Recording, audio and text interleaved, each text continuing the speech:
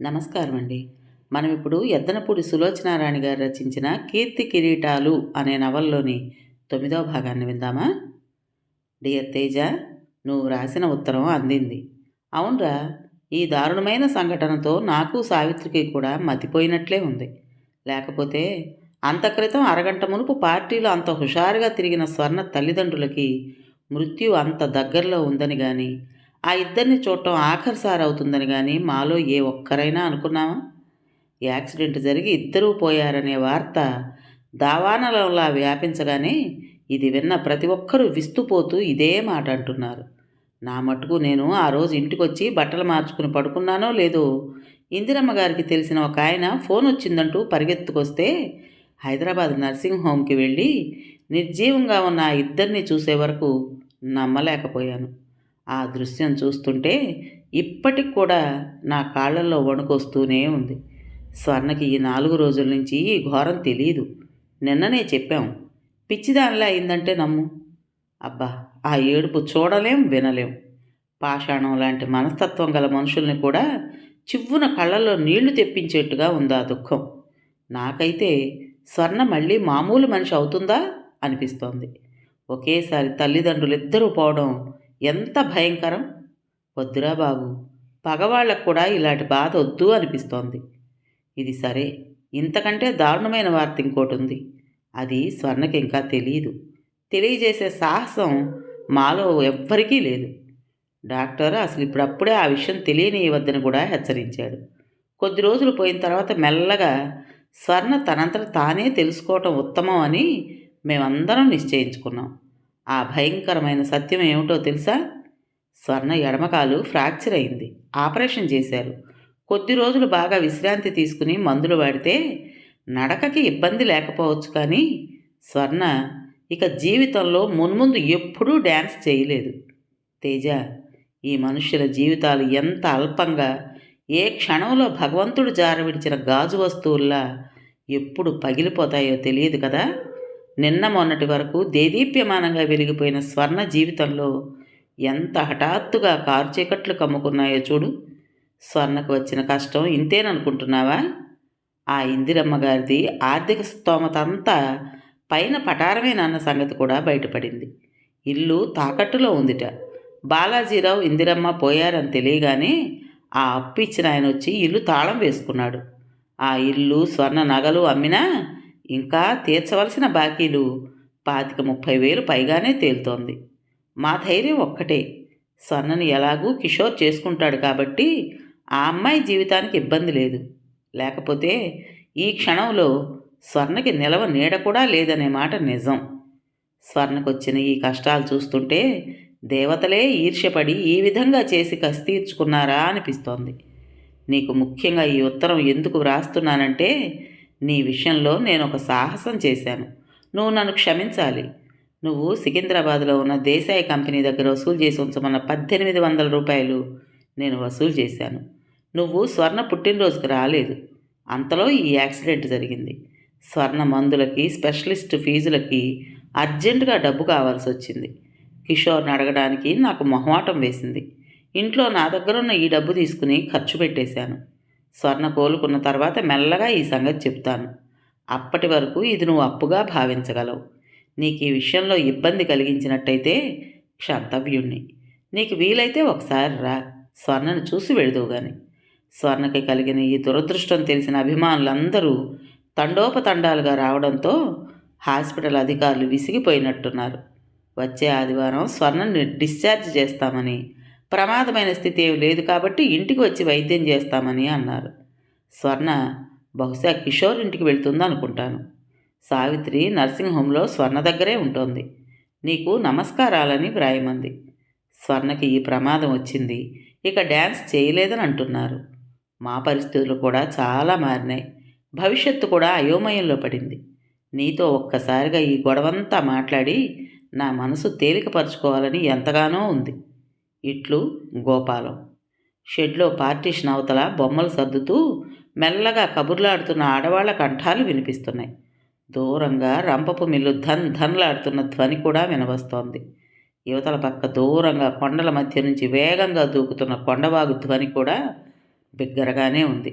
కానీ ఆ పూట పోస్టు తెచ్చి అక్కడ పడేయగానే వాటిలో గోపాలం దస్తూరి చూసి మిగతా వాటి వైపు చూడకుండా ఆ కవర్ చించి ఉత్తరాన్ని 1కి 2 సార్లు చదువుకున్న తేజ చుట్టుపట్ల జరుగుతున్న శబ్దాలు ఏవి చెవికి వినిపించనట్లుగా ఆ ఉత్తరంలో లీనమైపోయాడు. గోపాలం వ్రాసిన ఉత్తరంలోని విషాదమంతా క్రమంగా అతని గుండెల నిండా వచ్చి ఆవరించుకున్నట్టుగా అనిపించసాగింది.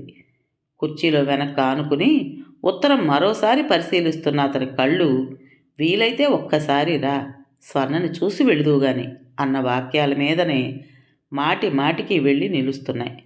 అతని వేళ్ళు ఆ వాక్యాలని చూడటం ఇష్టం లేనట్టుగా ఆ ఉత్తరాన్ని మడతలు పెట్టి విప్పసాగినాయి. ఎవరని వెళ్తాడు తను? బంధువుగానా? స్నేహితుడిగానా? ఏ బాంధవ్యంతో ఆ అమ్మాయికి వచ్చిన కష్టానికి సానుభూతి చూపిస్తాడు? ఈ మనసుకి ఇంత బుద్ధి లేదే? ఎక్కడో ఎవరికో ఏదో ఆపదొస్తే తనకెందుకు ఇంత బాధ? ఆ అమ్మాయికి అయిన వాళ్ళు, ఓదార్చగలిగిన వాళ్ళు, ఆదుకునేవాళ్ళు, అండగా నిలబడేవాళ్ళు అంతా దగ్గరగా ఉండనే ఉన్నారు. తను వెళ్ళినా వెళ్ళకపోయినా ఒకటే. వచ్చాడని సంతోషించేవాళ్ళు లేరు, రాలేదని బాధపడేవాళ్ళు అసలే లేరు. అసలు తనలో ఇంత బలహీనత ఎప్పుడు ప్రవేశించింది? తాతయ్య దగ్గర నేర్చుకున్న క్రమశిక్షణ, నిగ్రహం ఏమైపోయినాయి? ఆ రోజు కూడా అంతే. స్వర్ణ పుట్టినరోజైన మర్నాడు పేపర్లో పెద్ద పెద్ద అక్షరాలతో స్వర్ణ తల్లిదండ్రులతో వస్తున్న కారు మిలిటరీ ట్రక్కుని ఢీకొని అతి దారుణంగా జరిగిన ఆ ప్రమాదంలో ట్రక్ డ్రైవరు ఇందిరమ్మ, బాలాజీరావు అక్కడికక్కడే మరణించారని, ఆ భగవంతుని చిద్విలాసంలో స్వర్ణ ఎలా తప్పించుకుందో, పేవ్మెంట్ మీద స్పృహలేని స్థితిలో పడిందని, నర్సింగ్ హోంలో చేర్చారని, ఇంకా స్పృహ రాలేదని వ్రాసిన వివరాలు చదువుతుంటే పేపర్ పట్టుకున్న చేతులు ఎలా వణికినాయి. ఎంత నిశ్చేష్టుడయ్యాడు తను. ఆ నిమిషం నుంచి హైదరాబాద్ వెళ్లాలని ఆరాటపడుతున్న మనసుని స్వాధీనంలోకి తెచ్చుకుంటూ అది అదుపు తప్పుతుంటే తన మీద తనే చిరాకు పడుతూ గడిపాడు. కానీ గోపాలానికి ఉత్తరం వ్రాయకుండా ఉండలేకపోయాడు. దానికి గోపాలం దగ్గర నుంచి వచ్చిన జవాబే ఈ ఉత్తరం. ఇది చదవగానే అతని మనసులో చిరాకు పోయి దాని స్థానంలో అశాంతి ప్రారంభమైంది. స్వర్ణకి నేనెవరూ కాకపోతే ఒక్కసారి చూసొస్తే ఏమవుతుంది అనే ఆరాటం మొదలైంది. ఆ చూడటానికి వెళ్ళే వాళ్ళంతా ఆ అమ్మాయిని ఆదుకోవడానికే వెళ్తున్నారా? వాళ్ళ అభిమానం వాళ్ళది. ఆ ఆదుర్దాన్ని ఎవరు కాదంటారు? నిజమైన అభిమానానికి మించిన బంధుత్వం కానీ, స్నేహం కానీ ఇంకేముంటుంది? తేజ కుర్చీలో నుంచి లేచి కిటికీ దగ్గరకు వచ్చి నిలబడ్డాడు. దూరంగా కొండవాగు ఇదివరకు ఎన్నడూ చూడనంత వేగంగా, దాన్ని ఆపే శక్తి ఈ ప్రపంచంలో దేనికి లేనట్టుగా క్రిందికి ఉరుకుతోంది. కనీసం అతని కళ్ళకి అది అలా కనిపిస్తోంది. స్వర్ణని చూడటానికి వెళ్ళడమా మాంటమా అన్నదానికి ఇంత తటపటాయింపు దేనికి? అసలు ఏ విషయమైనా ఖచ్చితంగా ఆలోచన చేసి మరు నిమిషంలో నిర్ణయం ఏమిటో తేల్చివేసే ఆ దృఢ నిశ్చయం, మనోబలం ఏమైపోయినాయి? ఆ అమ్మాయికి తను ఏమీ కాకపోవచ్చు, కానీ ఆ అమ్మాయి తనకేం కాదా? కాదనే తిరస్కృతి ఉంటే ఈ గుంజాటనే ఉండదుగా. అబ్బాయి గారు, మా పని అయిపోయింది, మేము వెళ్ళిపోతున్నాం. ఇంతలో ఒక నల్లటి యువతి వచ్చి తాళం చెవులు గుత్తి తెచ్చి అక్కడ పెట్టింది. ఉలిక్కి పడినట్లుగా ఆయన తేజ ఇటు తిరిగి తల ఊపాడు. టేబుల్ మీద తాళం చెవులు ఉంచుతున్న ఆ అమ్మాయి అక్కడున్న పేపర్ని, అందులో ఉన్న స్వర్ణ ఫోటోని చూస్తూ, అబ్బాయి గారు, కారు గుద్దుకుని ఈ అమ్మా నాన్న చనిపోయారంటగా అని అడిగింది. అవును లక్ష్మి, ఎవరు చెప్పారు నీకు? ఫకీర్ చెప్పాడంట. ఆడోళ్ళంతా అనుకుంటున్నారు. పాపం, ఆ రోజు మీరు పెళ్ళికి తీసుకువస్తే మేము చూశాంగా. అసలు గర్వం లేదు. శానా మంచి అమ్మాయిలా ఉంది. మంచోళ్ళకే దేవుడు కష్టాలు పెడతాడు అనుకుంటూ వెళ్ళిపోయింది. తేజ టేబుల్ దగ్గరకు తిరిగి వచ్చాడు. చేతిలో ఉత్తరం లాల్చీ జేబులో పెట్టుకుని టేబుల్ మీద పడి ఉన్న మిగతా పోస్ట్ ఒక్కొక్కటి తీసి చూడసాగాడు. వాటిలో తాతగారి దగ్గర నుంచి వచ్చిన ఉత్తరం కూడా ఉంది. తేజ చప్పున ఆ కవర్ తీసుకుని చించి ఉత్తరం చదువుకోసాగాడు. అందులో ఇలా ఉంది: హైదరాబాద్, జానకి కుటీరం. చిరంజీవి తేజకి ఆశీస్సులతో తాతయ్య వ్రాయినది. నేను స్వాముల వారితో ఈరోజే ఇక్కడికొచ్చాను. రేపటి నుంచి శంకరమఠంలో పూజలున్నాయి. ఆదివారంతో పూర్తవుతాయి. సోమవారం నాడు ఇక్కడి నుంచి మేము ఉత్తర దేశం పాదయాత్ర వెళుతున్నాం. మళ్ళీ ఇప్పట్లో నిన్ను చూడటం వీలవదు. కాబట్టి నువ్వు ఈ ఉత్తరం చూసిన వెంటనే బయలుదేరి రావాలను. రత్తమ్మని అడిగానని చెప్పు. ఏ శోభకి మిగతా అందరికీ ఆశీస్సులు. ఇట్లు తాతయ్య. ఉత్తరం చదివిన తేజ పెదవి కొరుక్కుంటూ చాలాసేపు అలాగే నిలబడిపోయాడు. తాతయ్య, రా తేజ, కూర్చో. తేజ తాతగారి దగ్గరగా వచ్చి క్రింద పరిచి ఉన్న తివాసీ మీద కూర్చున్నాడు. ఇంటి దగ్గర అందరూ బాగున్నారా? ఆ. అత్తయ్య వాళ్ళ కబుర్లేమిటి? అత్తయ్యకి ఒంట్లో బాగాలేదు, లేకపోతే తను కూడా నిన్ను చూడటానికి వచ్చేది. ఏమిటి సుస్థి? ఎప్పటిదే, బాగా నీరసపడిపోయింది. ఇంతలో కాషాయ బట్టలు ధరించిన ఒక అతను వచ్చి మిమ్మల్ని ఒకసారి రమ్మంటున్నారు అని చెప్పడంతో తాతగారు వెంటనే లేచి వెళ్ళారు. తేజ నిట్టూర్పు విడిచాడు. తాతగారి ఉత్తరం అందగానే మేనత్తను కూడా తీసుకుని హైదరాబాద్ రావడానికి రాజమండ్రి వెళ్ళాడు. ఆవిడ లేవడం లేదు. 4 లంకణాలు మంచానికి అంటుకుపోయినట్టుగా ఉంది. ఆవిడకు అప్పుడప్పుడు సడన్గా ఇలా అనారోగ్యం చేయడం సంవత్సరాల తరబడి వస్తున్న అలవాటే. ఆవిడ్ని వదిలి రాలేక అతను తటపటాయిస్తుంటే నాన్నని నువ్వైనా చూసిరా అంటూ బలవంతం చేసి పంపింది. తేజ ఈ ఉదయమే హైదరాబాద్ వచ్చాడు. తాతగారు స్వాముల వారితో బస చేసిన జానకి కుటీర్ ఎవరో రాజాగారిది. కాషాయ వస్త్రాలు ధరించి పనుల మీద హడావిడిగా అటూ ఇటూ తిరుగుతున్న శిష్యులు చాలామంది ఉన్నారు. వారు స్వాముల వారిని చూడటానికి వచ్చిన జనాన్ని సర్ది కూర్చోబెట్టడం, లోపలికి పంపటం చేస్తున్నారు. అక్కడ వరండాల్లో కూర్చుని ఉన్న చాలామంది వేదాల గురించి, ఉపనిషత్తుల గురించి తర్క వితర్కాలు జరుపుతున్నారు. వారితో కలిసి ఉన్న తాతగారు తేజాన్ని చూడగానే వచ్చావా అన్నట్టు తల ఊపి ఊరుకున్నారు. జనసమ్మర్థం కాస్త తగ్గిన వేళ చూసుకుని తేజ తాతగారి దగ్గరకు రాబోయాడు. ఆయన భోజనాలు కానీ తర్వాత మాట్లాడదాం అని వెళ్ళిపోయారు. పెళ్లి భోజనాల్లా బారులు తీర్చి అరిటాకులు పరిచారు.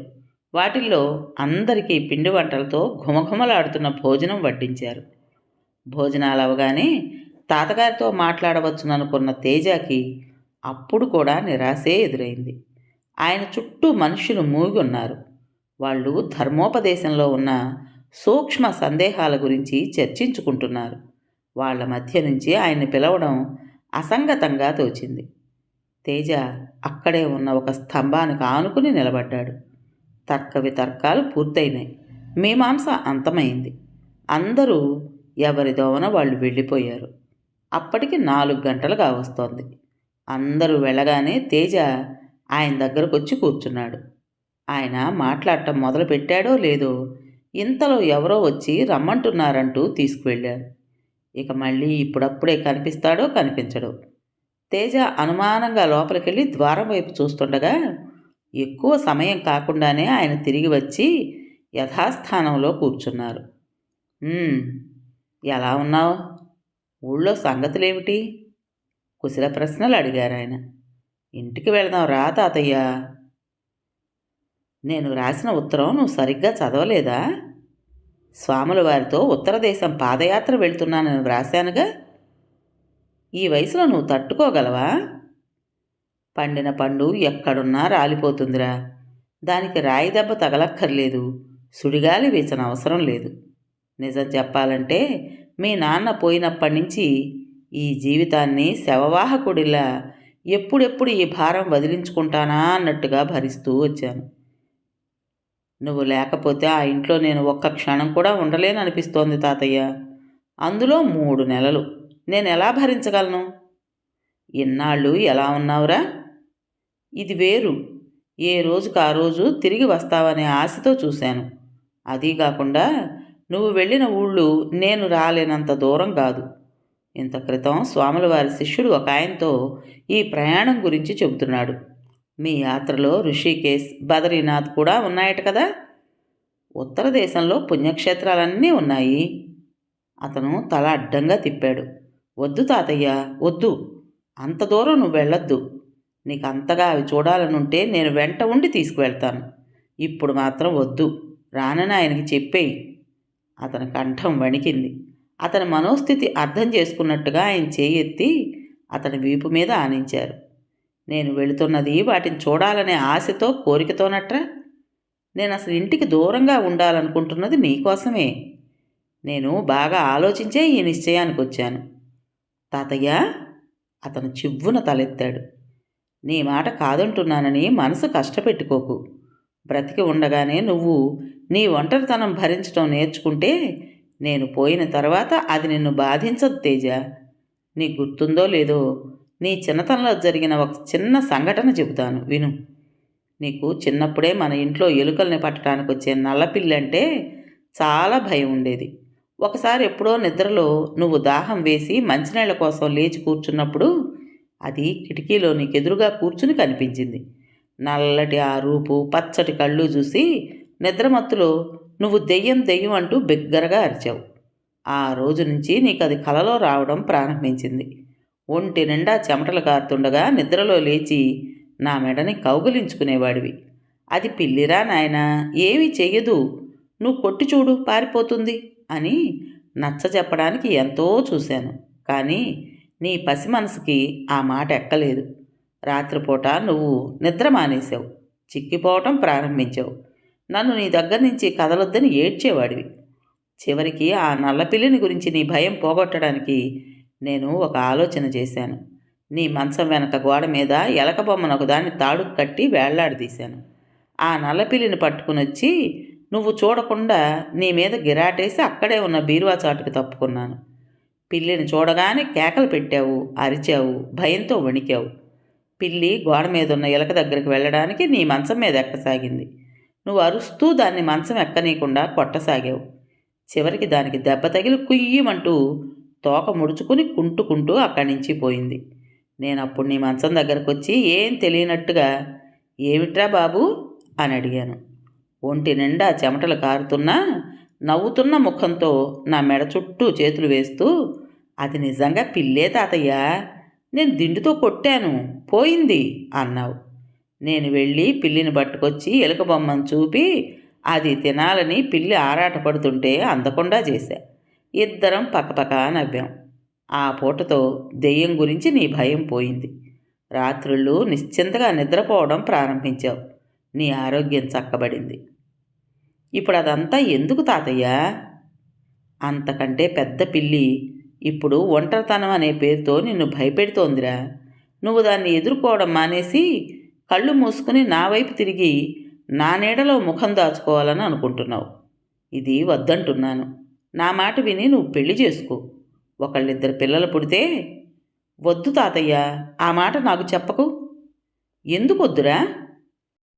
పెళ్ళైతే ఆ రాబోయే వ్యక్తి కానీ వాళ్ళ తాలూకు వాళ్ళు కానీ ఎప్పుడైనా నా తల్లిదండ్రుల సంగతి ఎత్తి అవహేళన చేస్తే నేను భరించలేను. అతని ముఖం ఉద్రేకంగా మారింది. అదుగో ఆ వ్యామోహమే వద్దంటున్నాను. దాని నుంచే నిన్ను బయటపడమంటున్నాను. అంటే అనని నీకెందుకు బాధ? లోకం నోరు మనం ఆపగలమా?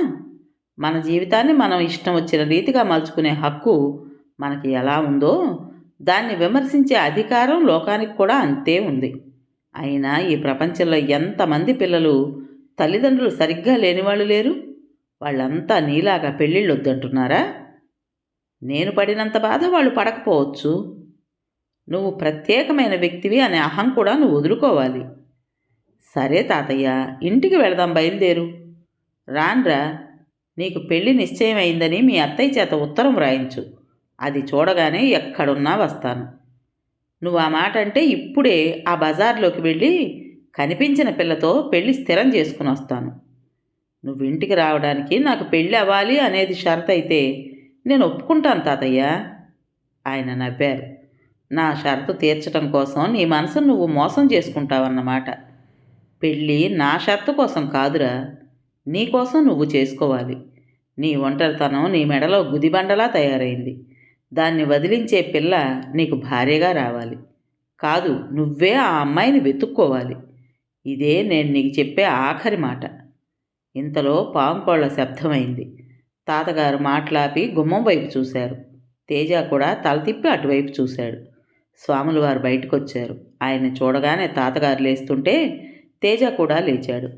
తాతగారు ఆయన దగ్గరకు వెళ్ళారు. వరండాలో అక్కడక్కడ ఉన్న జనం చప్పునొచ్చి వాళ్ళ చుట్టూ మూగారు. స్వాముల వారు, ఆయన వెంట తాతగారు, మరికొంతమంది శిష్యులు వరండా మెట్లు దిగి పందిరిలో నుంచి వెళ్ళిపోతుంటే స్తంభం మీద చేయాంచి నిలబడిన తేజ వారి వైపే చూస్తూ అలాగే నిలబడిపోయాడు. అతని కళ్ళల్లో బాధ, భయం, ఒంటరితనం రెపరెపలాడుతున్నాయి. తాతగారి మాట అంటే వెనక్కు తగ్గని మనిషి అని అతనికి బాగా తెలుసు. గోపాలం, నీ చాదస్తం గాని నేనొచ్చి మాత్రం ఏం చేయగలను? ఆవిడ దుఃఖం మరింత ఎక్కువ చేసి బాధ పెట్టడం తప్ప.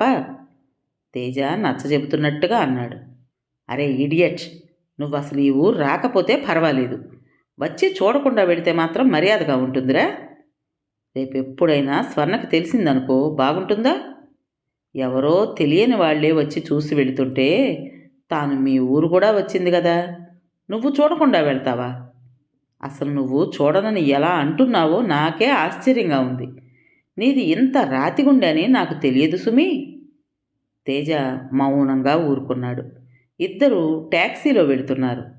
తేజ తాతగారు స్వాముల వారితో కలిసి ఎక్కడికో వెళ్ళిపోగానే జానకి కుటీర్లో నుంచి బయటకొచ్చి బస్టాండ్ దగ్గర నిలబడ్డాడు.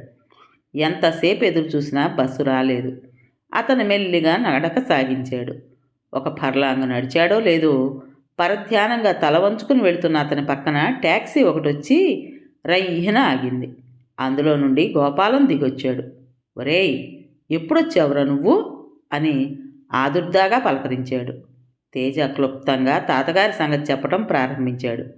ట్యాక్సీలో వెళుతూ మాట్లాడుకుందాంరా. చెయ్యి పట్టి లాక్కెళ్ళాడు. ట్యాక్సీలో బుట్ట నిండా యాపిల్సు బత్తాయిలు ఉన్నాయి.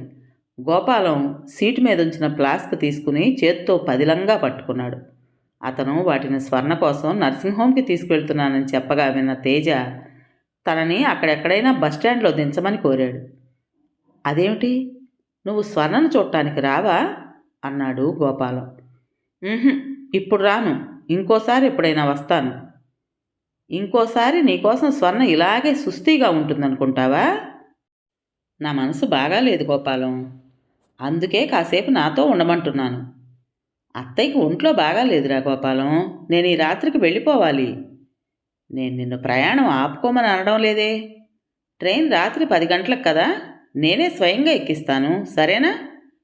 అయినా నీ పిచ్చిగాని ఈ ఊరొచ్చి కనిపించకుండా వెళితే సావిత్రి ఊరుకుంటుందా? తేజాకి నిజమే అనిపించింది. అయితే ఇంటి తాళం చెవివ్వు, మీ ఇంటి దగ్గర ఉంటాను అన్నాడు. మేమింటికి ఎప్పుడు వస్తామో మాకే తెలీదు. రేపు స్వర్ణని డిశ్చార్జ్ చేస్తున్నారు. ఆ బిల్స్ అవి తయారు చేయించాలి. ఇంక మాట్లాడకు అన్నాడు Gopalam. Taxi Hyderabad nursing home ముందొచ్చి ఆగింది. గోపాలం ట్యాక్సీ డబ్బులు చెల్లించి పళ్ళ బుట్ట ఫ్లాస్కు తీసుకుని లోపలికి నడిచాడు. 2వ అంతస్తులో మెట్లెక్కి వెళ్ళగానే 3వ గదిలో ఉంది స్వర్ణ. గోపాలం వాళ్ళు వెళ్ళేసరికి అతిథులెవ్వరూ లేరు.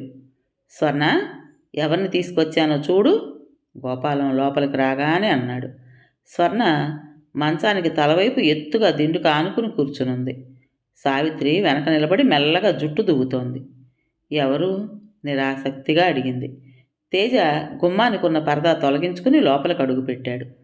మంచం మీద కాలికి కట్టుతో పాలిపోయిన ముఖంతో జుట్టుని 2 పాయలుగా విడదీసి ఒక పాయ వెనక్కి లాగి సావిత్రి దువ్వుతుంటే 2వ పాయని ముందుకు వేసుకుని వేళ్లతో మెల్లగా సరిచేసుకుంటూ కూర్చున్న స్వర్ణ తేజాన్ని చూడగానే చటుక్కున లేవబోతుంటే వెనక నుంచి సావిత్రి చప్పున 2 భుజాల మీద చేతులు వేసి అదిమి ఆపుతూ, స్వర్ణ జాగ్రత్త అంది. స్వర్ణకు మరునిమిషంలో లేవలేని తన స్థితి గుర్తుకొచ్చి కళ్ళు అశ్రుపూరితాలైనాయి. 2 చేతుల్లో ముఖం దాచుకుని ఒక్కసారిగా వెక్కి వెక్కి ఏడ్చింది. వెల్లువలా వచ్చిన ఆ దుఃఖాన్ని చూస్తూ నిస్సహాయంగా నిలబడ్డం మినహా ఆ గదిలో ఉన్న మిగతా 3 ఏమీ చేయలేకపోయారు. సావిత్రి తిరిగి వచ్చి స్వర్ణ తలని గుండెల దగ్గర అదిమి పట్టుకుంటూ, స్వర్ణ స్వర్ణ, నిన్నే, ఊరుకో అంటూ అనునయించింది. అందుకే నేను రానని అన్నాను మెల్లగా అన్నాడు తేజ. చూసావా ఆయన ఏమంటున్నారో? నువ్విలా ఏడుస్తూ కూర్చుంటే వెళ్ళిపోతారట. కూర్చోండి అన్నయ్య. సావిత్రి అక్కడున్న కుర్చీ తేజ కోసం జరిపింది. తేజ కూర్చున్నాడు. కొద్దిసేపటికి సావిత్రి అనునయించగా వెల్లువ తీసేసినట్టుగా స్వర్ణ ఏడుపు తగ్గింది. మీరు కూర్చుని మాట్లాడుతూ ఉండండి, నేను క్రిందకెళ్ళి క్యాషియర్ని బిల్స్ తయారు చేసి ఉంచమని చెప్పొస్తాను. గోపాలం వెళ్ళాడు. రేపెక్కడి నుంచి డిశ్చార్జ్ చేస్తున్నారు అని చెప్పింది సావిత్రి. విన్నాను, తల ఊపాడు తేజ. మా ఇంటికి తీసుకువెళ్తాను రమ్మంటున్నాను, స్వర్ణే ఒప్పుకోవడం లేదు. కిషోర్ ఇంటికి తీసుకువెళ్తాడు అనుకున్నాం. అతను ఈ రోజులేవో మంచివి కావుట, స్వర్ణ పిన్నింట్లో ఉండి మంచి రోజు రాగానే రమ్మంటున్నాడు. అలాంటప్పుడు మీ ఇంట్లోనే ఉండొచ్చుగా. నా కోసం ఎవరో ఒకరు వస్తుంటారు, వీళ్ళకి ఇబ్బంది అవుతుంది. అదీ కాకుండా నాకెవరైనా ఫోన్ చేయాలంటే సావిత్రి వాళ్ళకి ఫోన్ లేదు, పిన్ని వాళ్ళకు ఉంది. అందుకని కిషోర్ ఇక్కడ ఉండమంటున్నాడు అంది స్వర్ణ. సావిత్రి, కొంచెం మంచినీళ్ళు ఇస్తావా? ఆ ప్రసంగం మార్చటం కోసం అడిగాడు తేజ. సావిత్రి లేచి వెళ్ళి కూజాలో నుంచి గాజు గ్లాసులోకి వంపి మంచినీళ్ళు తెచ్చిచ్చింది.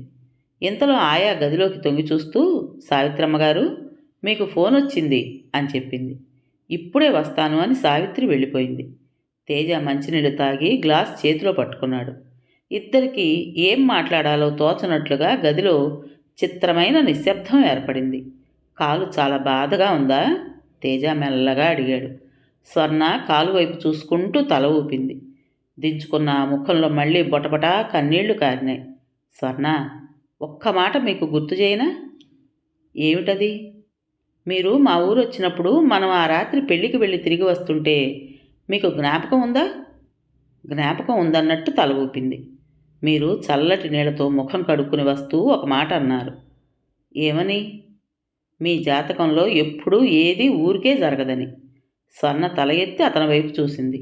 ఏడుపుతో ఎర్రబడిన కళ్ళు వానకు తడిసిన మందార రేకుల్లా ఉన్నాయి. అంటే ఇది కూడా ఏదో మీ మంచికే వచ్చిందని భావించండి. మంచా?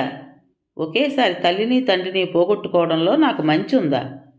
కళ్ళల్లో చూస్తుండగానే మళ్ళీ గిర్రున నీళ్లు తిరిగాయి. నేను అది చెప్పడం లేదు, మీకు ఈ యాక్సిడెంట్ ద్వారా కలిగిన విపరీతమైన దుఃఖం గురించి గుర్తు చేస్తున్నాను. ఈ విపరీతమైన నష్టాన్ని భగవంతుడు మరో రకంగా మీకు పూర్తి చేస్తాడు. మీరు కావాలనుకున్న వాళ్ళకి మీరు మరింత దగ్గరవుతారేమో. మీ ఒంటరితనం వల్ల వాళ్ళకి మీ మీద అభిమానం ఇంకా 10 రెట్లు పెంచుతుందేమో. నాట్యం పట్ల మీ ధ్యేయం, మీ శ్రద్ధ మరింత బలపడుతుందేమో. నేను ఎక్కడో చదివాను, భగవంతుడు ఏ మనిషికైనా ఒక చేత్తో అద్భుతమైన కళని ప్రసాదిస్తే మరో చేత్తో ఆర్పలేని మహా అగ్నిని, అశాంతిని కూడా ఇస్తాడు. ఈ అశాంతిని తట్టుకోలేని ఆ వ్యక్తి ఆ కళలో మరింత లీనమై స్వాంతన పొందడానికి, ఊరడెళ్ళడానికి ప్రయత్నిస్తాడు. నన్ను అడిగితే మీరు నాట్యంలో మరింత సాధన చేసి ఇంకా ఇంకా పేరు ప్రతిష్టలు సంపాదిస్తే మీ తల్లిదండ్రులకి అది ఆత్మశాంతి అవుతుంది. మీరు ఈ దుఃఖాన్నంతా ఆ సాధనగా మార్చుకోమంటున్నాను. స్వర్ణ రెప్పవాల్చకుండా అతని వైపే చూస్తోంది. ఇంతవరకు ఎంతోమంది చూడటానికి వచ్చారు.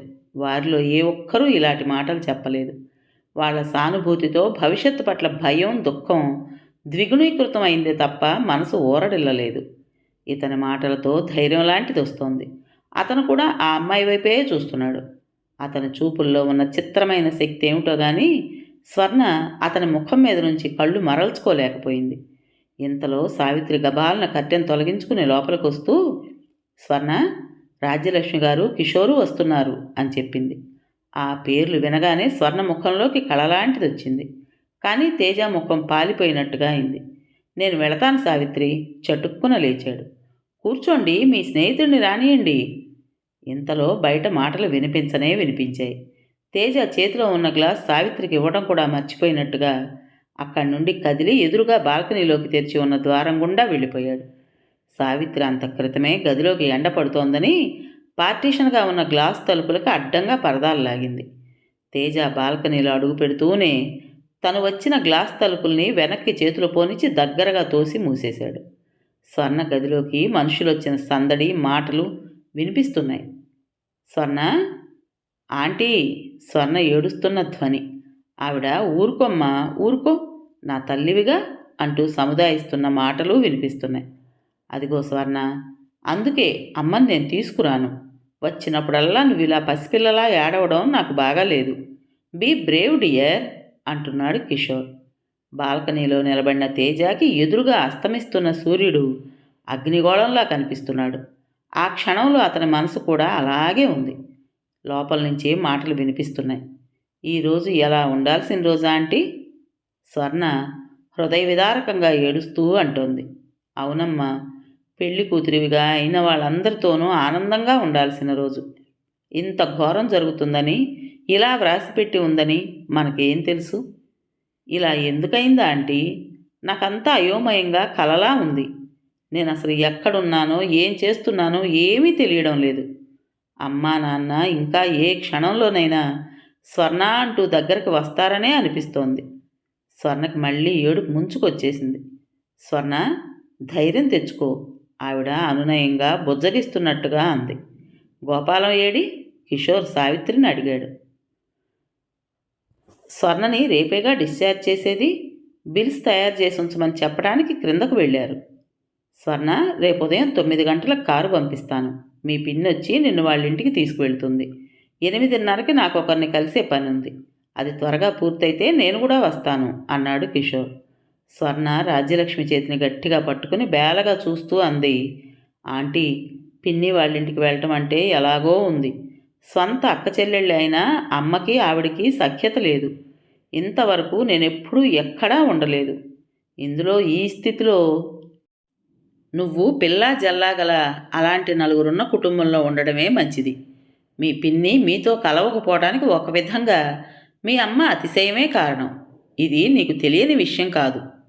కిషోర్ మాటలు యథార్థమే అయినా ఆ క్షణంలో తల్లి మీద విమర్శ స్వర్ణకి చాలా బాధ కలిగించింది. అయినా ఒక్క నెల రోజులే కదా, తర్వాత మా దగ్గరకు వచ్చేద్దు గాని అన్నాడు కిషోర్. నెల రోజుల? ఒక్క రోజులో ఒక క్షణం కూడా ఉండగలనా అనిపిస్తోంది. నిన్ను అక్కడ ఒంటరిగా వదిలేస్తామని అనుకుంటున్నావా? నీకు ఆ భయం ఏమీ వద్దు. నేను వీలున్నప్పుడల్లా వస్తాను. ఫోన్లో మాట్లాడుతూ ఉంటాను. నువ్వు నాకు ఫోన్ చేస్తూ ఉండొచ్చు. అమ్మ, సావిత్రి, గోపాలం ఎవరో ఒకరు వరుసగా నీ దగ్గర ఉంటూనే ఉంటారు. కిషోర్ చెప్పినట్టే చెయ్యమ్మా అంది రాజ్యలక్ష్మి. నువ్వు కూడా ఇలా అంటావని అనుకోలేదా ఆంటీ? స్వర్ణ ఆశాభంగంతో తలదించుకుంది. వేరుగా అనుకోకు, నేను నీ మంచి కోసమే చెప్తున్నాను. నేను అమ్మ బాగా ఆలోచించే ఈ నిర్ణయం చేశాం. చూస్తూ చూస్తూ మంచి రోజులు కాని ఈ నెలలో నిన్ను నా దగ్గరికి తీసుకువెళ్ళడానికి నా మనసు ఒప్పుకోవడం లేదు. నీకు కాస్త కష్టమైనా సరే మన కోసం భరించక తప్పదు. ఏం చేస్తాం, ఆ పరిస్థితులు అలా వచ్చాయి. ఈ లోపల నీ ఆరోగ్యమూ చక్కబడుతుంది. స్వర్ణ అతనికి జవాబు చెప్పలేనట్టుగా చూడసాగింది. తర్వాత, నీకు ఇంకో ముఖ్యమైన విషయం చెప్తున్నాను. మీ అమ్మ తాలూకు అప్పుల వాళ్ళు ఎవరైనా వస్తే నాకేం తెలియదని, నీకే సంబంధం లేదని చెప్పు. నేను లాయర్ని సంప్రదించాను. మా అమ్మ చేసిన అప్పులకి నాకు ఎలాంటి సంబంధము లేదు అంటూ నువ్వు పేపర్లలో ఒక ప్రకటన వేసేస్తే వాళ్ళెవరూ ఇక నీ జోలికి రారుట. మనం ఆ ఇంటి కోసం కూడా కోర్టుకు వెళ్ళవచ్చుట. అది నీ డబ్బుతో కట్టించిన రుజువులున్నాయి కాబట్టి నీకే వస్తుందిట. కిషోర్, ఆ పని నా వల్ల కాదు, నేను చెయ్యలేను తల దృఢంగా తిప్పుతూ అంది స్వర్ణ. చెయ్యలేవా? ఎందుకని? నాకు డబ్బు కంటే అమ్మ గౌరవం ముఖ్యం. చనిపోయిన ఆవిడ గురించి ఎవరైనా తేలిగ్గా మాట్లాడితే నేను భరించలేను. ఇది అర్థం లేని మాట. నేను అసలు ఎన్నిసార్లు ఈ డబ్బు విషయంలో నిన్ను హెచ్చరిస్తూనే ఉన్నాను. కానీ నువ్వే నా మాట వినలేదు. ఆవిడకంతా తెలుసునన్నావు. ఈ రోజున ఈ హాస్పిటల్లో ఫీజు కూడా నువ్వు కట్టలేని స్థితికి వచ్చావంటే కారణం ఎవరు? ఆవిడ కాదా? ఇలా జరుగుతుందని ఆవిడ అనుకోలేదు. ఇది నా దురదృష్టం. ఈ దేశంలో అందరికీ ఇదొక వ్యాధి. వేదాంతం నాలుగు చివరనుంటుంది. జరిగిందేదో జరిగింది. ముందు జరగబోయే దానికి జాగ్రత్త పట్టడానికి ఏమైంది? నువ్వు ఆడపిల్లవి, నీకు ఆ బాధ్యతలేవీ లేనప్పుడు నీకెందుకు? అమ్మకి మగపిల్లవాడినైనా ఆడపిల్లనైనా నేనే. ఈ మాట అమ్మ ఎప్పుడూ అనేది. అర్థం లేని సెంటిమెంట్. నువ్వు ఎంతవరకని తీరుస్తావు? ఆ ఇల్లు నగలు అమ్మినా సగం అప్పులు కూడా తీరవేమో. వచ్చినంతవరకు తీర్చేసి మిగతా వాటికి నోట్లు వ్రాసిస్తాను. మెల్లగా తీరుస్తానని మాటిస్తాను. బ్రతిమలాడుకుంటాను. కిషోర్ చిరాగ్గా చూశాడు. నీ వరుస చూస్తుంటే ఈ యాక్సిడెంట్తో నీ మతి కూడా పోయినట్టుంది. అంత అదృష్టం కలగలేదులే. భగవంతుడిచ్చేవి కొన్నే గాని ఈ మనుషులు ఇట్లా స్వయంగా తెచ్చుకునేవి ఎన్నో. కిషోర్లో కోపం రగులుకుంటోందని గ్రహించిన రాజ్యలక్ష్మి చప్పున కల్పించుకుంటూ అంది. కిషోర్, స్వర్ణని ఏమీ అనకు. తన ఇష్ట ప్రకారమే జరగని, తర్వాత చూసుకుందాం. ఏమిటమ్మా నువ్వు కూడా అలా అంటావే? చేతిలో ఉన్న డబ్బు కూడా వదిలేస్తే ఎలా? ఇంకా మిగతావి కూడా తీరుస్తుందిట. ఎలా తీరుస్తుంది? స్వర్ణ కళ్ళల్లో రోషం చివ్వును తలెత్తింది. భయపడకు కిషోర్. ఎలా తీరుస్తాననే ఆలోచన నీకొద్దు. మనం ఫారిన్ టూర్ వెళితే నా షేరు కొంత డబ్బు వస్తుంది కదా, అది రాగానే ఇస్తానని చెప్పి ఎవరి దగ్గరైనా అప్పు తీసుకుంటాను. ఈ మాట వినగానే సావిత్రి, కిషోర్ ముఖాలు చూసుకున్నారు. నీ ఇష్టం వచ్చినట్టే చేద్దు గాని ముందు నీ ఆరోగ్యం చక్కబడి నీ తల్లి. దాని తర్వాతనే మిగతావన్నీ అంది రాజ్యలక్ష్మి. అంతేలే స్వర్ణ, అమ్మ చెప్పింది కరెక్టే. ఇది నీ స్వవిషయం, అలా చేస్తే బాగుంటుందేమోనని నా అభిప్రాయం చెప్పానంతే. నువ్వు పాటించాలని ఎక్కడా లేదు అన్నాడు కిషోర్. అతని కంఠంలో విసుగు, అసంతృప్తి స్పష్టంగా ప్రతిధ్వనిస్తున్నాయి. ఇంతలో నర్సు వచ్చి స్వర్ణకి ఇంజెక్షన్ ఇచ్చి వెళ్ళింది. లే మమ్మీ, వెళదాం అన్నాడు కిషోర్. అప్పుడేనా? ఇంకొంచెం సేపు కూర్చోకూడదు?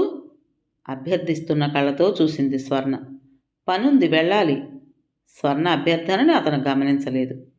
స్వర్ణ, వెళ్ళిరానా? రాజ్యలక్ష్మి లేచింది. స్వర్ణ తల ఊపింది. మధ్యాహ్నం నుంచి కిషోర్ కోసం ఎంతో ఎదురు చూసింది. క్షణాలు లెక్క పెట్టుకుంది. అతను ఒంటరిగా వస్తాడని, అతని దగ్గర తన మనసులో ఉవ్వెత్తున కెరటాల్లా లేచిపడుతున్న ఈ భయాందోళనల్ని విప్పి చెప్పాలని, అతని ప్రేమపూరితమైన మాటలతో సేదతీరాలని ఆశపడింది. కిషోర్ వచ్చాడు, వెళుతున్నాడు. ఈ అప్పుల ప్రసక్తి మూలంగా అతనికి చిరాకు కలిగించాల్సి వచ్చింది. ఇక పినతల్లి ఇంటికి వెళ్ళనని, నీ దగ్గరికే వస్తానని గట్టిగా చెప్పటం ఎలా? కిషోర్, రాజ్యలక్ష్మి వెళ్ళిపోయారు. సావిత్రి మందు తెచ్చిచ్చింది. ఫారిన్ టూర్ వెళ్లే తారీఖు ఈ రోజుకి ఎన్ని దినాలున్నది సావిత్రి? పట్టుమని 15 రోజులు కూడా లేదు స్వర్ణ. అప్పటికి నా కాలు నయమవుతుందా? నేను మామూలుగా తిరగగలనని అంటావా? కాలివైపు నిస్సహాయంగా చూసుకుంటూ అడిగింది. అది దేవుడికే తెలియాలి. కాలు నొప్పి తగ్గి కాస్త నడవనిస్తే చాలు సావిత్రి. ప్రాక్టీస్ ఇదివరకే బాగా చేశాను కాబట్టి భయం లేదు. ఒక్క అరగంట సరిచూసుకున్నానంటే 3 గంటలు సరాసరి ప్రోగ్రాం ఇచ్చేయగలను. కాస్తో కోస్తో నొప్పున్నా లక్ష్య పెట్టను. ఈ నొప్పి తర్వాత తగ్గిపోయేందుకు ఇంకేమైనా మందులు, ఇంజెక్షన్లు ఉన్నాయేమో వ్రాసిమ్మని డాక్టర్ గారిని అడుగుతాను. ఇంతలో గోపాలం లోపలికి వచ్చాడు. కిషోర్ వచ్చి వెళ్ళారు, మీకు కనిపించారా అని అడిగింది. కనిపించాడు. రేపు ఉదయం సరిగ్గా 9 గంటలకల్లా కారులో ఇక్కడికొచ్చి స్వర్ణని పినతల్లి దగ్గర దింపమని చెప్పాడు. బిల్లు ఎంతయింది గోపాలం గారు? స్వర్ణ అడిగింది. 1200 దాటింది. అబ్బా, చాలా అయిందే అంది సావిత్రి. స్వర్ణ క్షణం ఆలోచనగా ఉండిపోయింది. తర్వాత చేతుల నుండి గాజులు తీసిస్తూ, ఇవి అమ్మి డబ్బు తీసుకురండి, సరిపోతుందని అనుకుంటాను అంది. కిషోర్ ఇస్తాడేమో గోపాలం సందేహించాడు. ప్రస్తుతానికి ఇవి ఉన్నాయిగా, పని జరగనివ్వండి. లేని రోజున యాచన ఎటూ తప్పదు ముఖం తిప్పుకుంటూ అంది. గోపాలం ఇక తర్కించలేదు. అవి అందుకుని జేబులో వేసుకుంటూ, తేజ ఏడి, వెళ్ళిపోయాడా అని అడిగాడు. అప్పుడు కానీ సావిత్రికి, స్వర్ణకి తేజ బాల్కనీలో ఉన్నట్టు గుర్తురాలేదు. గదిలో లైట్ వేస్తున్న సావిత్రి, అయ్యో, అన్నగారు ఇంతసేపు అక్కడే నిలబడి ఉన్నట్టున్నారు అంటూ గబగబా వెళ్ళి బాల్కనీకున్న కట్టెను పక్కకు లాగుతూ, రండి అన్నగారు అంటూ పిలిచింది. తేజ లోపలికొచ్చాడు. అరెరే, ఏమిట్రా చేతుల నిండా రక్తం? గోపాలం కంగారుగా దగ్గరికి వెళ్ళాడు. గాజు గ్లాస్ పగిలిందిరా, కాస్త పరధ్యాసగా పట్టుకున్నాను. ఇదేమిటి, ఇదేం పరధ్యాస? గ్లాసుని దూదిని నలిపినట్టు నలిపావు? తేజ చేతికైన గాయం, రక్తం చూస్తూ అన్నాడు గోపాలం ఆశ్చర్యంగా. ఉండండి, నర్సుని పిలుచుకుని వస్తాను, కట్టుకడుతుంది. సావిత్రి చప్పున గది బయటికి వెళ్ళింది. అయ్యో, ఎంత పొరపాటైంది! ఇతని సంగతే మర్చిపోయాను. ఈ గొడవలో పడి ఆంటీకి చూపించనే లేదు లోపల అనుకుంది స్వర్ణ. నవల పేరు కీర్తి కిరీటాలు. రచించిన వారు ఎద్దనపూడి సులోచనారాణి గారు. ఇంతటితో ఈ నవలలోని 9వ భాగం పూర్తయింది. విన్నారు కదండి. మరి ఈ కథ మీకు నచ్చిందా? నచ్చినట్టయితే లైక్ చేసి మరో నలుగురికి షేర్ చేయండి. అలాగే కొత్త వాళ్ళు కనుక మన ఛానల్ని చూస్తున్నట్లయితే తప్పకుండా సబ్స్క్రైబ్ చేసుకోండి. ఉంటానండి.